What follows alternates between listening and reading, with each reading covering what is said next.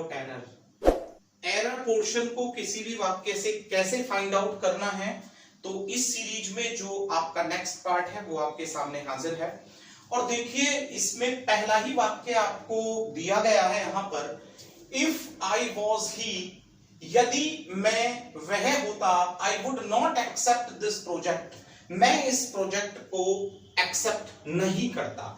देखिए जहां पर भी हमारा if I, if he, if they, यदि इस प्रकार से दे दिया जाता है तो श्योर है कि वहां पर हम जो फॉलो करते हैं वो वॉज के स्थान पर क्या करते हैं, वर को करते हैं। तो श्योर है कि यहां पर क्या आना चाहिए, वर।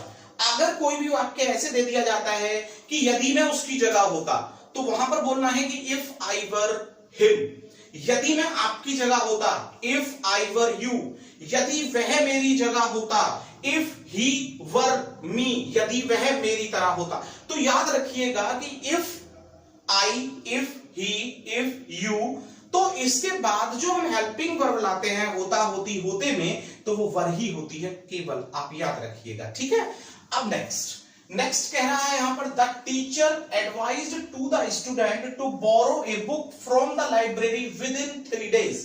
तो टीचर ने एडवाइस किया है स्टूडेंट को कि वो लाइब्रेरी से किताब ले ले, कितने दिनों के अंदर, 3 दिनों के अंदर अंदर किताब को ले ले। तो देखिए यहां पर है कि the teacher advised to the student. देखिए जब हम इसको इनडायरेक्ट स्पीच में लेकर के जा रहे हैं तो हमें बनाना होगा कि द टीचर एडवाइज्ड ओनली। क्या आएगा, द टीचर एडवाइज्ड।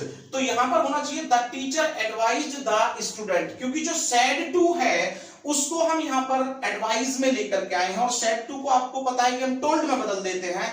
और यहां पर चूंकि ये इंपेरेटिव वाक्य है तो सेड टू को हमें किसमें बदलना है, एडवाइज्ड में बदलना है, और उसके साथ हमको टू को नहीं लगाना है। तो यहां जो एरर है वो हमारी पोर्शन ए में है, जिस प्रकार से कि हमारे पहले वाक्य की भी ए पोर्शन में एरर रही। चलिए हम नंबर 3 की ओर चलते हैं।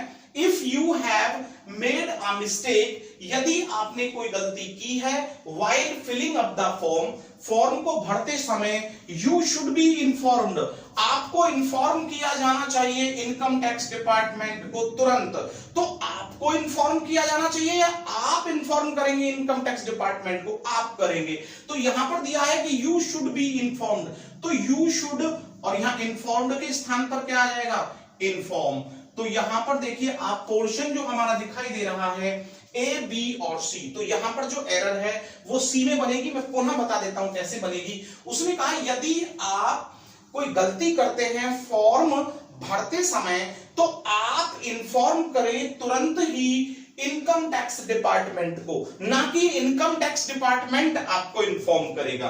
ठीक है ना। तो यू शुड इन्फॉर्म, यानी कि आपको इन्फॉर्म करना चाहिए, तो यू शुड इन्फॉर्म। जबकि यहां पर इसका मतलब हो रहा है कि आपको इन्फॉर्म किया जाना चाहिए, तो ये पैसिव गलत है। यहां पर आपको कहना है कि आप इन्फॉर्म करेंगे, तो यू शुड इन्फॉर्म हो जाएगा। तो सी पोर्शन आपका एरर है। चलिए हम नंबर 4 को देख लेते हैं।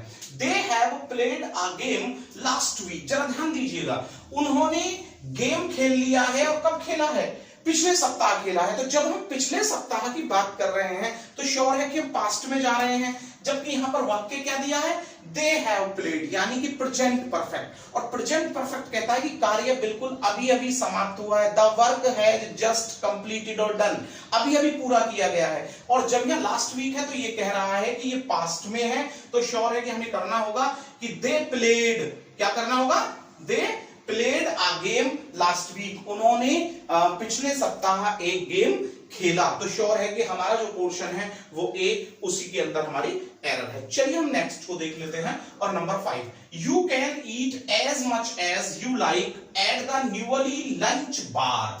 देखिए इसने कहा कि आप खा सकते हैं एज मच, इतना ज्यादा जितना कि आप पसंद करते हैं। और कहां पर, जो न्यूअली, बिल्कुल अभी नया नया जो बार है ना, लंच बार है। तो देखिए बार आप जानते हैं क्या होता है, तो उसने कहा कि लंच बार, तो लंच बार होगा या लॉन्च्ड बार होना चाहिए। भाई जो लॉन्च हुआ है हमारा बार, तो हम उसकी बात कर रहे हैं, तो न्यूअली लॉन्च्ड बार। जो अभी हमारा लॉन्च हुआ है, नया नया जो लॉन्च हुआ है, तो हमें यहाँ लॉन्च डाउन बनाना होगा किसके स्थान पर, लंच के स्थान पर, ठीक है। तो हमारा जो एरर है वो सी पार्ट में है। अब यहाँ पर नंबर 6 को देखते हैं। नंबर 6 कहता है I have many works to do, मेरे पास बहुत से कार्य हैं करने के लिए, लेकिन आपको मैं बता दूं कि कार्य कितने भी हों, लेकिन वो किस में होता है, मात्रा में होता है। तो आई हैव मैनी वर्क्स, तो यहां पर करना होगा कि मैं रखता हूं, तो मैनी के स्थान पर यहां पर आपको क्या लाना होगा, मच लाना होगा, और मच के साथ आपको क्या लाना होगा, यहां पर वर्क लाना होगा। तो आपकी जो यहां पर एरर बनेगी वो बनेगी I have much work to do. तो आप समझ लीजिए आपको मच वर्क लाना होगा, और मैं फिर से बता देता हूं मच वर्क क्यों, मैं रखता हूं बहुत सारा कार्य करने के लिए, तो मेरे पास बहुत सा कार्य है करने के लिए, तो बहुत सा है तो मात्रा में होगा, जब बहुत सा मात्रा में आएगा तो यहां पर क्या लाएंगे हम, मच वर्क लेकर के आएंगे, ठीक है। चलिए हम यहां से आगे बढ़ते हैं नंबर 7 की ओर। नंबर 7 कह रहा है my elder brother is 6 foot high, मेरा जो भाई है वो 6 फुट हाई है।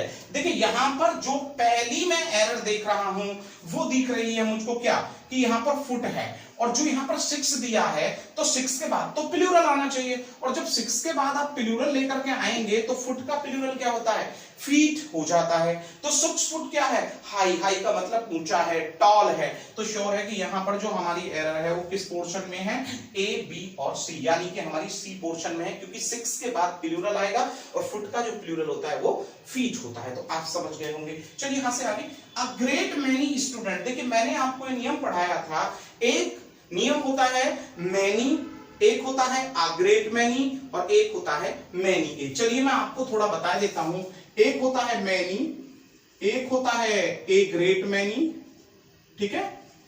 अब एक बात इसमें याद रखिएगा, और एक होता है मैनी ए, इनके बाद हमेशा प्लूरल होता है सब कुछ, क्या होता है, प्लूरल, चाहे एचवी हो, हेल्पिंग वर्ब हो, मेन वर्ब हो या नाउन हो, ये सबका सब हमारा जो होता है वो क्या होता है, प्लूरल। लेकिन जब मैनी ए की बात हम करते हैं, किसकी बात करते हैं, मैनी ए, तो सब कुछ क्या होता है हमारा, सिंगुलर होता है। तो यहां पर क्या दिया है, मैनी, तो आ ग्रेट मैनी, अभी मैंने पढ़ाया आ ग्रेट मैनी, तो सब कुछ प्लूरल होगा।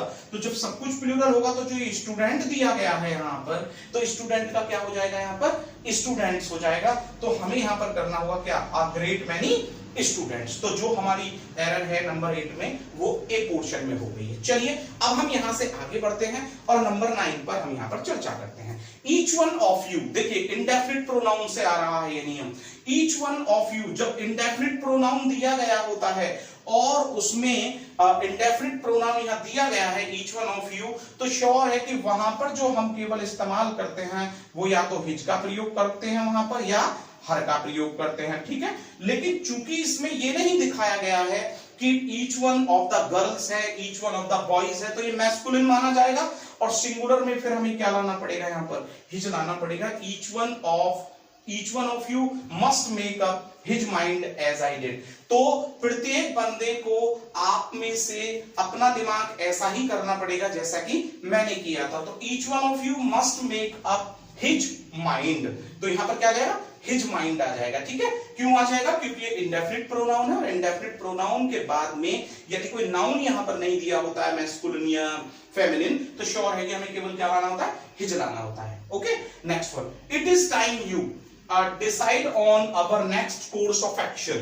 देखिए ये वो समय है कि जब हमें अपना जो अगला कदम हम उठाने वाले हैं उस पर हमें विचार करना चाहिए। तो देखिए मैं आपको बता दूं कि जब भी आपको वाक्य में इट इज टाइम मिल जाए, क्या मिल जाए, इट इज टाइम मिल जाए, तो श्योर है कि वो जो फॉलो किया जाएगा वो प्लूरल के उसमें किया जाएगा, सेकंड में। तो डिसाइड का क्या हो जाएगा, डिसाइडेड हो जाएगा। मैं फिर से बता देता हूं कि यदि किसी वाक्य में इट इज टाइम दे दिया जाता है तो इट इज टाइम के बाद जो एक्शन आएगा वो एक्शन कौन सा होगा, सेकंड होगा। तो हमें यहां पर जो एरर मिलेगी वो किस में मिलेगी, बी में मिलेगी, क्योंकि it is time you decided on our next course of action. तो आप ये 10 के 10 जो अभी एरर बेस्ड हमारे सेंटेंस रहे हैं उन्हें अच्छे से समझ गए होंगे, ठीक है। और मैं जल्दी ही एरर फाइंडिंग के नेक्स्ट पार्ट पर आपके पसंदीदा YouTube channel the Neelanchal classes पर जल्दी मिलूंगा। तब तक आप कंटिन्यू से देखते रहिए। थैंक यू, धन्यवाद, नमस्कार।